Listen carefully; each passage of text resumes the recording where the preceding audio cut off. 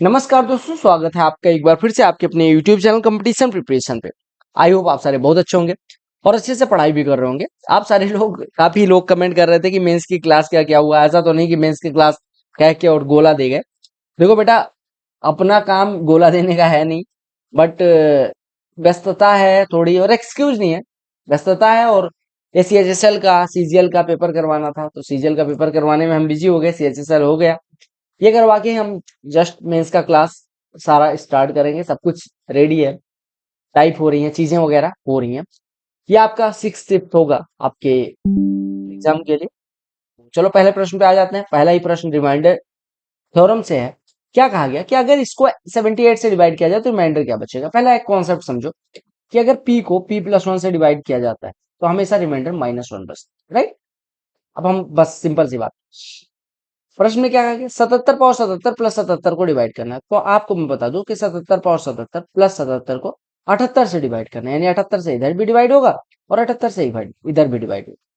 अगर p+1 से p को डिवाइड करें -1 रिमाइंडर बचता है, तो 78 को 77 में डिवाइड करेंगे तो रिमाइंडर -1 आएगा, यानी -1 पावर 77 इधर और प्लस 78 से 77 में डिवाइड करेंगे यानी -1 बचेगा। मैंने आपको बताया -1 के पावर ऑड लगाएंगे यानी -1 और प्लस -1 यानी कि -1, यानी आपका रिमाइंडर कितना बचा, माइनस। एक बात बताओ, अगर मैं कहूं कि 5 से 3 में डिवाइड करेंगे तो रिमाइंडर क्या बचेगा, आप कह सकते हैं 3 बचेगा। मैं इसको एक काम कह सकता हूं कि जितने से डिवाइड कर रहे हैं उससे 2 कम बच रहा है, यानी कि -2 कहने का मतलब जो डिवाइजर है उससे 2 कम रिमाइंडर बच रहा है। यानी कि -2 रिमाइंडर आने का मतलब ये हुआ कि जो रिमाइंडर है वो जो डिवाइजर है उससे 2 कम है। डिवाइजर क्या है, यानी भाजक क्या है, 78। 78 से 2 कम यानी कि 76 आपका रिमाइंडर हो जाएगा। सिंपल सी बात है। क्योंकि ए और बी एक हाईवे पे है, ठीक है। एक कार है जो ए से स्टार्ट करती है बी पे पहुंचती है। If the car travels in the same direction at different speed they meet in one. क्या कहा, दो प्लेस है ए और बी। ए ये वाला प्लेस है, बी ये वाला प्लेस है, ये दोनों 20 किलोमीटर की दूरी पे। एक कार है जो ए से स्टार्ट करती है और दूसरी कार बी से स्टार्ट करती है। एक ए से स्टार्ट करती है, एक बी से, मतलब बी से ए के डायरेक्शन में, ए से बी के डायरेक्शन में। अगर वो दोनों एक डायरेक्शन में ही स्टार्ट करें वो 1 घंटे में मिल जाएंगे, यानी कि अगर ये एक डायरेक्शन में मूव करें तो 1 घंटे में मिल जाएंगे। और अगर अपोजिट डायरेक्शन में मूव करें तो 12 मिनट में मिल जाएंगे। तो आपको बताना है स्पीड ऑफ टू कार्स क्या होगी। एक बात बताओ, अगर एक की स्पीड में S1 थोड़ी देर के लिए मानूं और दूसरे की स्पीड S2 मानूं, तो हम कह सकते हैं अगर एक दूसरे की तरफ चलेंगे यानी अपोजिट डायरेक्शन में मूव करेंगे तो S1 प्लस S2 इनकी स्पीड हो जाएगी। और आपसे कहा गया कि अगर अपोजिट डायरेक्शन में मूव करते हैं तो 12 मिनट में 20 किलोमीटर ट्रेवल करती है, यानी 1/5 घंटे में 20 किलोमीटर। 1/5 घंटे में अगर 20 किलोमीटर पूरा, 1/5 घंटे में अगर कोई 20 किलोमीटर चलता है यानी उसकी स्पीड कितनी हो जाएगी, 100 किलोमीटर प्रति घंटे। और अगर वो अपोजिट डायरेक्शन में मूव करती हैं तब तो आपको केस मिल गया। अगर सेम डायरेक्शन में मूव करती है तो उनकी relative speed S1 minus S2 होगी। और कहा गया वो कितनी देर में मिलती है, 1 घंटे में मिलती है। यानी कि 1 घंटे में मिलने का मतलब कि एक स्टार्ट करती है यहां से, दूसरी स्टार्ट करती है यहां से, यानी 1 घंटे बाद इन पॉइंट पे पहुंच जाती है। यानी S1 माइनस S2 बराबर 20 दिया गया, ये आपको दिया गया, ठीक है। तो आपसे S1 और S2 पूछा गया। S1 प्लस S2 पता है, S1 माइनस S2 दोनों को जोड़ेंगे, 2 से डिवाइड करेंगे, दोनों को घटाएंगे, 2 से डिवाइड करेंगे, आपको S1 और S2 मिल जाएगा। अक्षय ने पेन और नोटबुक खरीदा एक शॉप से, टोटल सम 180 का है। आपसे कहा गया कि 10 रुपए की पेन है X खरीदा, 20 रुपए की नोटबुक है 6 खरीदा। 20 रुपए वाली नोटबुक अगर 6 खरीदेगा तो 120 रुपए लगेंगे, यानी बचा कितना, 60 रुपए, क्योंकि टोटल उसने 180 रुपए खर्च करे और 60 रुपए का उसने क्या खरीदा, पेन। एक पेन का दाम 10 रुपए है तो कितनी पेन का आएंगे, 6। तो यही आपका X की वैल्यू हो जाएगी, राइट। रवि की सैलरी 50% इंक्रीज की जाती है और उसके बाद में उसकी इंक्रीज सैलरी जो है वो फिर से 50% से इंक्रीज की जाती है, तो ओवरऑल गेन कितना हो। देखो आपको पता है कि अगर कोई चीज X% इंक्रीज की जाती है फिर Y% इंक्रीज की जाती है तो रिजल्टेंट इंक्रीज कितना होता है, X plus Y plus X Y by 100 का। तो यानी कि 50 प्लस 50 प्लस 50 गुणे 50/100 यानी कि 125% आपका नेट इंक्रीज हो जाएगा। 2 tan theta is equal to 3 दिया गया। जब ऐसा प्रश्न दिया जाए तो आप यहाँ से tan थीटा की वैल्यू की बात करो, तो tan theta is equal to कितना हो जाएगा, 3/2। अब अगर tan थीटा बराबर 3/2 हो गया तो हम cos थीटा से डिवाइड कर देते हैं। तो cos थीटा से डिवाइड करोगे तो 3 tan थीटा मिल जाएगा, -2 अपॉन, यहाँ पे cos थीटा से डिवाइड करोगे 3 tan थीटा +2, ठीक है। 3 tan थीटा कितना हो जाएगा, यानी 9/2 -2 बटे 9/2 +2 बराबर ये कितना हो जाएगा, 9 - 4 यानी कि 5/2 और इधर कितना हो जाएगा 13/2। तो ये 2 2 कट गया, यानी 5/13 आपका उत्तर है। किसी का प्रश्न था कि क्या भैया सिलेक्शन होने के बाद जो लोग आपसे मिलते हैं उनका एटीट्यूड सेम होता है? फर्क नहीं पड़ता, एटीट्यूड सेम हो या अलग, तुम सेलेक्ट होके आओगे, मेरे सबॉर्डिनेट रहोगे, तुम मुझसे उड़ नहीं सकते। और अगर सेलेक्ट नहीं हुए, मतलब सेलेक्ट होके आए, पोलाइट रहे, अच्छी बात है, नहीं पोलाइट हुए तो भी मेरे सबॉर्डिनेट रहोगे। तीसरी चीज, अगर आप किसी और डिपार्टमेंट में जाते हो रैंक 1 के साथ भी, तो भी सबॉर्डिनेट ही रहोगे, मेरा कोई ना कोई दोस्त उधर होगा या स्टूडेंट कोई ना कोई उधर हो। तो मुझसे कैसा रिलेशन है ये मैटर नहीं करता मेरे लिए आपका सिलेक्शन मैटर करता है कि आप मुझसे 0.001% हेल्प लेके एटलीस्ट वहां सेलेक्ट होके वो एटलीस्ट जॉब कर रहे हो, और एटलीस्ट आप अपने माँ बाप के खर्चे पे नहीं पड़ रहे हो। सिंपल सी बात है। बहुत सारे लोग मिलते हैं, अलग अलग एटीट्यूड होता है सबका, ठीक है, कुछ लोग भैया कहते हैं, कुछ लोग रोहित भैया कहते हैं, कुछ लोग नाम लेते हैं, वो सबका अपना है, ठीक है। और मुझे कोई फर्क नहीं पड़ता। ए और बी का अनुपात 6:8 है, बी और सी का अनुपात 5:12 है। तो आपको एबीसी का अनुपात बताना। मैंने क्या बताया, खाली जगह पे हमेशा कब्जा होता है बगल वाले का, खाली जगह पे जो कब्जा है इसका खड़ा गुणा कर देते हैं। देखो 8 के बगल खाली जगह 8, 5 के बगल खाली जगह 5 का कब्जा, खड़ा गुणा कर दो 30, 8 पंचे 40 और 8 गुणे 12 96, यही इनका रेशियो हो जाएगा। 2 से काट देते हैं, सिंपलेस्ट फॉर्म में रेशियो होता है, तो 15 20 और 48 इनका रेशियो हो जाएगा। सिंपल सी बात। दो सक्सेसिव डिस्काउंट, आपको पता है एक्स और वाई का सक्सेसिव डिस्काउंट होता है X plus Y minus X Y by 100। तो 40 30 70 -12 घटा देंगे 58 आपका आंसर हो जाएगा। एक मर्चेंट 100 kg शुगर बेचता है जिसका कुछ परसेंट 10% प्रॉफिट पे और रेस्ट 40% प्रॉफिट पे बेचता है। अगर ओवरऑल 20% का प्रॉफिट, आपको मिक्सचर एलिगेशन का परसेंट प्रश्न दिया गया, कुछ 10% पे कुछ 40% और रिजल्टेंट 20%। 20 में से 10 घट जाएगा, 10 हो जाएगा, 40 में से 20 घट जाएगा 20, यानी कि जो इनका रेशियो होगा 10 से काट देंगे, 2:1 के रेशियो में 10% और 40% पे बेची गई चीजों का अनुपात होगा। तो आपसे क्या कहा गया, 40% पे बेची गई मात्रा बताओ, 40% पे कितना हिस्सा बेचा गया, 1 आउट ऑफ 3, यानी कि 1/3 हिस्सा जो भी बेचा गया उसका उसका 1/3 हिस्सा 40% पे बेचा गया। 1/3 हिस्सा का मतलब क्या हुआ मेरे भाई, 1/3 हिस्सा का मतलब ये हुआ कि जितना भी बेचा गया उसका 1/3 हिस्सा, तो 1000 kg बेचा गया था, 1000 का 1/3 यानी 333 से 1/3 हिस्सा बेचा गया। तो आगे कितना इंस्टॉलमेंट दें ताकि 26,160 रुपए 4 साल में 6% सिंपल इंटरेस्ट पे खत्म हो जाए। अब देखो ऐसा प्रश्न कैसे करेंगे, देखो सिंपल सी बात है, आपको एक फॉर्मूला पता होगा कि इंस्टॉलमेंट बराबर होता है 100A plus upon 100T plus R into T -1/2, ये फॉर्मूला होता है। तो आपने कहा 100 इंटू ए की वैल्यू कितनी है 26,160, ठीक है, बटे 100T कितने साल में 4 साल में, तो यानी 400 हो गया, प्लस R 6 इंटू टी -1 यानी 4 या 12 बटे 2 यानी कि 6, यानी आपका कितना हो गया 100 गुणे 26,160 बटे 436 हो गया, राइट। 4 से काटेंगे 109 हो जाएगा, 4 से काटेंगे कितना हो जाएगा 25 हो जाएगा। 109 से डिवाइड करते हैं, 109 दूनी 218 हो गया, 218 इसमें से घटेगा तो कितना बचेगा, 218 घटाएंगे तो ये हो जाएगा 3, अब बचेगा ये 436 यानी कि 240, 25 गुणे 240 कितना हो जाएगा 6000। तो आप सिंपल इंटरेस्ट पे इंस्टॉलमेंट का फॉर्मूला जानना, ये होता है, ये देखो क्या होता है, I is equal to 100 into amount upon 100T plus R into T minus 1/2। Simple सा फॉर्मूला आपका। अगर एक सर्कल में रेडियस इतनी है, कॉर्ड जो है 10 सेंटीमीटर है सेंटर से डिस्टेंस, आपको लेंथ ऑफ कॉर्ड बतानी। एक सर्कल है, ये कॉर्ड है, सेंटर से डिस्टेंस इसकी दी गई कितनी है, देखो ये आपको दिया गया 5√13, सेंटर से डिस्टेंस इसकी 10 दी गई, तो कॉर्ड की लंबाई आपको पता है, अगर परपेंडिकुलर ड्रॉ करेंगे तभी आपको डिस्टेंस मिलेगी, और परपेंडिकुलर ड्रॉ करेंगे तो इसको बाइसेक्ट करेगा। आपको पता है ये 5√13 है, ये 10 है, तो इसकी लंबाई कितनी हो जाएगी, ये ग्रीन वाले की आप कहेंगे अंडर रूट में 5√13 का स्क्वायर यानी कि 25 गुणे 13, 25 गुणे 13 कितना होगा, 25 गुणे 12 300, यानी कि ये 325 हो जाएगा, और माइनस 100 यानी 225 का और मूल्य यानी ये 15 हो जाएगा। और अगर ये बाइसेक्ट करता है ये 15 तो पूरा कितना हो जाएगा 30। सिंपल सी बात। आगे गिवन टेबल जो है वो नंबर ऑफ बुक्स दिखाती है अलग अलग सब्जेक्ट की। आगे what is ratio of number of books subject B1 का और एवरेज नंबर ऑफ बुक्स पर सब्जेक्ट, यानी B1 की जो बुक्स की संख्या है 120, इसका एवरेज बुक्स से पर सब्जेक्ट आपको बताना है क्या रेशियो। कितनी बुक्स है, कितने सब्जेक्ट है 5 सब्जेक्ट में टोटल बुक्स कितनी है 270, ये दोनों को जोड़ लो 300 300 120 420 420 और 240 यानी कि 760 बुक 5 सब्जेक्ट की, तो एवरेज कितना हो जाएगा 760 बटे 5, इन दोनों का रेशियो निकालना था, 5 ऊपर चला जाएगा यानी 700 बटे 760 हो जाएगा, ये कटा 2 से काटेंगे 35 रेशियो 38 आपका रेशियो हो जाएगा। सिंपल सी बात है।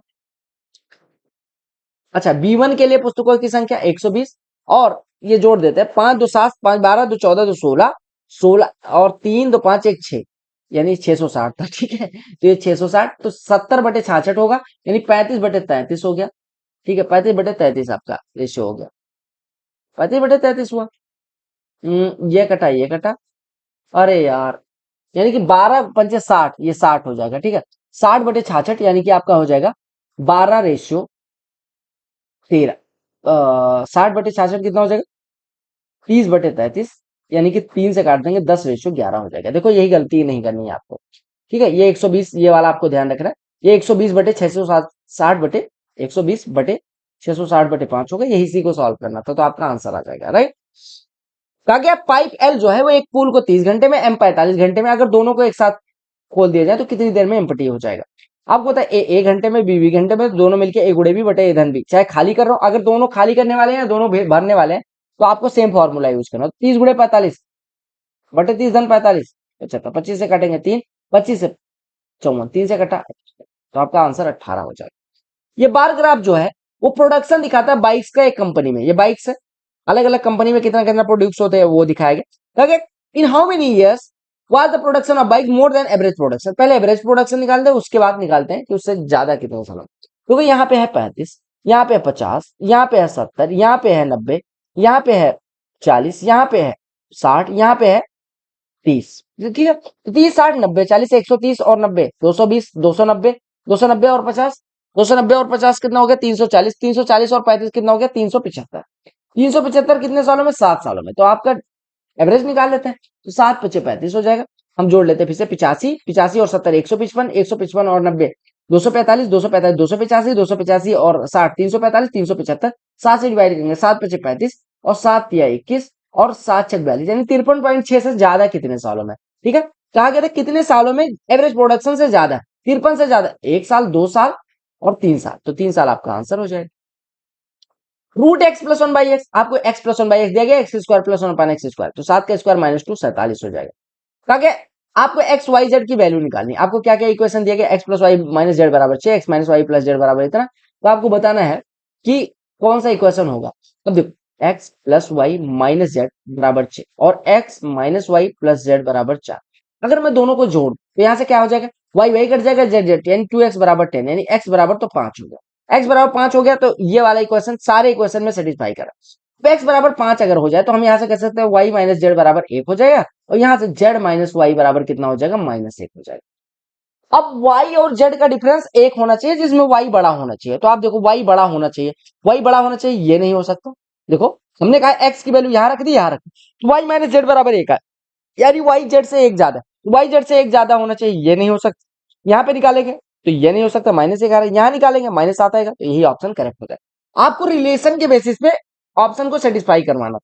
तो क्या 3 एसिड ए बी सी का दिया गया सांद्रता, उनको 3:5:A के रेशियो में मिलाया जाता है, जिससे 30% कंसंट्रेशन वाला वो मिलता है। ए की वैल्यू निकाले। देखो ए की मात्रा हम मान लेते हैं 100 लीटर, बी की मात्रा 100 लीटर, सी की मात्रा 100 लीटर। जब कुछ नहीं दिया गया तो मान लेते हैं ये 20% है यानी 20 लीटर, इसमें 30% है यानी 30 लीटर, इसमें 40% है यानी 40 लीटर मात्रा। इसको हमने 3 रेशियो में इसको उठाया, इसको 5 रेशियो में, इसको ए रेशियो में। अब हम देखते हैं अगर 3 रेशियो में मिलाएंगे तो इसमें यानी कि 300 लीटर मिलाएंगे तो 60 लीटर इधर हो गया, 30 पंचे 150 इधर हो गया और 40 गुड़े 40 से इधर हो गया। हमने 3 मात्रा इसकी उठाई यानी 300 ये उठाया, 500 ये उठाया, 800 और ये प्लस 100 ये 800 प्लस 100 ये मिला। ये बराबर हमें कितना मिला? 30% कंसंट्रेशन, मतलब कि 3/10 हिस्सा। 30% कंसंट्रेशन मतलब टोटल विलेन का 30% ही है। तो आपका कितना हो गया? सॉल्व करो। 210 प्लस 40A बटे 800 प्लस 100A बराबर 3/10। अब इसको सॉल्व करना है आपको, आराम से सॉल्व करने में कोई दिक्कत नहीं होनी चाहिए। ठीक है, A0 ये 0 ये 0 ये 0 कटा, आपका कट गया, या आपका नहीं कटा, मतलब यहां से ये कटा ये कटा। अब क्रॉस मल्टीप्लाई कर लो, यानी 21 plus 4A is equal to 24 plus 3A, यानी यहां से A बराबर कितना हो गया? 3। बस सिंपल सी बात है, A बराबर 3 हो गया। आगे इवेल्युएट करना है। अब देखो cosec square theta minus cot square theta 1 होता है, तो ये खत्म हो गया, यानी आपका बचा कितना? sec theta into 1 plus cot square theta कितना होता है? cosec स्क्वायर थीटा, सबको पता है, अपॉन cosec क्यूब थीटा, यही तो लिखा है। इससे इसकी पावर कट गई, यानी sec थीटा बटे cosec थीटा, यानी 1 अपॉन cos थीटा बटे 1 अपॉन sin थीटा। तो sin थीटा ऊपर चला जाएगा, cos थीटा नीचे, यानी sin थीटा बटे cos थीटा, यानी आपका आंसर tan थीटा हो जाएगा। इसको सिंप्लीफाई करना तो आप 1.1 को 0.2 से मल्टीप्लाई करोगे 0.22 हो जाएगा। 0.22 को 3.22 में से घटाओगे 3 बचेगा। 6 प्लस 7 13 में से 3 घटेगा 10, 10 21 में से घटेगा 11, आपका उत्तर हो जाएगा। अगले प्रश्न में क्या कहा गया, ये जो क्वेश्चन है उसमें दिया गया सेल्स ऑफ बुक्स 6 अलग अलग ब्रांचेस का 2000 और 2001, ठीक है। 2000 2001 में आपको 6 अलग अलग ब्रांचेस का मतलब B1 B2 B3 ऐसे ऐसे करके इनका सेल दिया गया। B1 B2 B3 B4 B5 B6 का अलग अलग साल 2000 2001 में सेल दिया गया। तो अगर total sales of branch B6 यानी B6 का total sale is what percent of total sales of B3 for both the year, पहले B3 का निकालते हैं। B3 का अगर दोनों सालों का देखें तो कितना हो जाएगा 110 और 95 कितना हो जाएगा 205। 205 का 150 कितना परसेंट है ये पूछा गया, गुणे में 16। अगर 200 का होता 75% होता, यानी 75 से आपका आंसर कम होगा। आप कहते 5 से काट देते हैं, ये 41 हो गया, और 5 से काटेंगे 30 हो जाएगा, ठीक है। हम फिर से काटने की कोशिश करते हैं। 3 से काटते हैं 10, 3 से काटते हैं ये कितना हो जाएगा 3 इका नम 3 और ये 3 13 3 39 13.7, यानी कि आपका हो गया 1000 10,000 बटे 137। अब आप एक काम करें, इसको 137 को 140 मान लेते हैं और इसको कुछ और मान लेते हैं। 14 से काटते हैं, 14 सतह 98, यानी 75% से कम। आप सॉल्व करना तो 73.17 आ जाएगा। ये सॉल्व करने के लिए आपको दे रहा हूं ताकि आपको दिक्कत ना हो। दिक्कत इन द सेंस कि आपको ऐसा ना लगे कि आपको कुछ छोड़ ही नहीं रहा। एक पुलिसकर्मी एक चोर को 500 मीटर की दूरी पे फाइन करता है। चोर 15 के स्पीड से भागता चोर जो है 15 की स्पीड से भागता है और पुलिस वाला एक्स के स्पीड से भागता है। तो आपको बताना है पुलिस की स्पीड कितनी होगी। एक बात बताओ, 500 मीटर जो उनके बीच की दूरी थी उसको कवर करने में कितना मिनट लगा 15 मिनट, यानी उनकी रिलेटिव स्पीड। अगर मैं पुलिस की स्पीड पी मानूं तो उसमें से थीप की स्पीड यही रिलेटिव स्पीड होगी। 15 मिनट में 500 किलोमीटर यानी 1/4 घंटे में 0.5 किलोमीटर, यानी कि स्पीड कितनी हो जाएगी रिलेटिव स्पीड 1/4 घंटे में अगर 0.5 किलोमीटर यानी ओवरऑल 2 किलोमीटर प्रति घंटे। रिलेटिव स्पीड 2 किलोमीटर प्रति घंटे। हमने कहा पुलिस माइनस थीप की स्पीड, पुलिस माइनस थीप की स्पीड 15 बराबर 2, तो पुलिस की स्पीड कितनी हो जाएगी 17, ये निकालना। ऐसे प्रश्न जब आएंगे तो आपको दिमाग नहीं लगाना है, बस फटाफट पुट कर। तो आगे 45 65 दो एंगल है किसी ट्राइंगल के। अब तीसरा एंगल कितना हो जाएगा मेरे भाई 45 और 65 मिलके 110, यानी तीसरा एंगल हो गया 70। आपको पता है ये मान लो कोई ट्राइंगल, ये 45 है और ये 65। तो आपको पता है जो तीसरा एक्सटीरियर एंगल होगा इन दोनों के सम के बराबर होगा, तो हम सीधे 110 कह सकते थे। अदरवाइज आपने कहा दोनों मिलके 110 तो तीसरा 170 डिग्री, अगर ये 70 है तो ये वाला कितना हो जाएगा 110 डिग्री। सिंपल सी बात। एक राइट एंगल ट्राइंगल में ये 3 4 5 माप वाला राइट एंगल ट्राइंगल है, ये 3 है ये 4 है ये 5 है, इसको साइड 3 के अराउंड मूव करा गया। मूव करने का मतलब कि इस तरह से आपको कुछ बनाया गया, ठीक है, इस तरह से कुछ मूव किया गया। मूव जब करेंगे 3 के अराउंड तो जो जिसके अराउंड मूव करते हैं वो आपकी बनती है हाइट, राइट। और जो बेस होता है वो बनता है रेडियस, यानी आपको हाइट मिल गई 3 और रेडियस मिल गई 4, रेडियस मिल गई 4। तो आपको पता करना है इस प्रकार बने शंकु का आयतन। शंकु का आयतन कितना होगा 1/3 पाई आर स्क्वायर, राइट। तो 1/3 गुणे पाई गुणे रेडियस कितनी है 4, तो 4 चौको 16 और गुणे एच 3, तो 3 दिन कट गया, यानी 16 पाई सेंटीमीटर क्यूब उसका आयतन हो जाएगा। सिंप्लीफाई करना ए क्यूब माइनस 0 पॉइंट किसका क्यूब है 0.1 का क्यूब है, ठीक है। यानी आपको मिला 0.58 का क्यूब माइनस 0.1 का क्यूब बटे 0.58 और का स्क्वायर प्लस 0.58 0.58 गुणे 0.1 और प्लस 0.1 का स्क्वायर, ये तो मिला। A cube minus B cube upon A square plus A B plus B square, तो आप कहेंगे ए माइनस बी बचेगा, यानी 0.58 माइनस 0.1 यानी कि 0.48 बचेगा। सिंपल सी बात। अगला प्रश्न देखिएगा, पीको का प्रश्न है, कुछ ज्यादा दिया नहीं गया। पी कॉस ए बराबर इतना इतना, तो देखो P square plus 4 Q square की वैल्यू निकालनी। आपको कुछ भी भूल जाना है, आप ए की कुछ वैल्यू मान लो, क्योंकि ए तो ऑप्शन में दिख नहीं रहा। ए बराबर हम मान लेते हैं 45 डिग्री। पी कॉस से साइन ए कट गया, यानी पी बराबर 2 पहली चीज। 45 डिग्री पुट करेंगे तो 2p इंटू √2 हो जाएगा माइनस क्यू इंटू √2 बराबर 3। तो हम कह सकते हैं 2p माइनस क्यू बराबर 3/√, राइट। यानी हम p की वैल्यू रख देते हैं तो 2p कितना हो जाएगा 4q माइनस क्यू यानी 3q बराबर 3/√2 यानी q बराबर 1/√, वैल्यू पुट करते हैं p स्क्वायर देखो 2q यानी √2 का स्क्वायर प्लस 4q स्क्वायर, आप कहेंगे 4 गुणे q स्क्वायर 1/2, ये हो गया 2 प्लस 2, आपका उत्तर 4 हो गया। हमने एक ही वैल्यू पुट करनी है बस। दो ट्राइंगल सिमिलर है, हम ड्रॉ कर देते हैं ई एफ जी और एच आई जे। ये दो ट्राइंगल सिमिलर है, कहने का मतलब ये वाला एंगल इस वाले एंगल के बराबर है एफ बराबर आई है ये वाला एंगल, इस वाले तो तीसरा एंगल अपने आप बराबर। तो अगर 3EF बराबर एच आई की वैल्यू एक्स है तो 3EF मतलब ये 3x है, तो ये x है, राइट। एफ जी बराबर 9 है, एफ जी बराबर 9।